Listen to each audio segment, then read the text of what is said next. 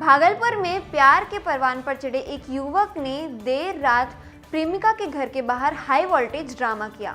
लड़का लड़की और लड़के के घर वाले शादी के लिए तैयार थे, पर लड़की के घर वालों ने शादी के लिए साफ इनकार कर दिया था। लड़की के घर वालों ने उसे घर में बंद कर रखा था। प्रेम करते हैं 2 साल से।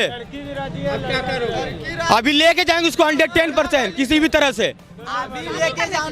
शादी करेंगे यहाँ बजरंगबली स्थान में। लड़की खुद बोली है। बालिग हो तुम लोग? हाँ बालिग है, बालिग।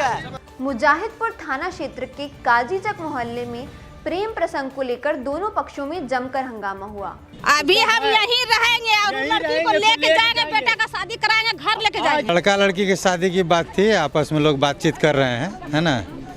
आपसी समझौता हो जाएगा तो जैसा होगा वो लोग करेंगे अपने। हंगामे के बीच स्थानीय जनप्रतिनिधियों और समाज के लोगों से पुलिस ने पहल कराई और लड़की को घर से बाहर निकलवाकर सामाजिक भागीदारी के तहत पास के ही काली मंदिर में दोनों की शादी कराई।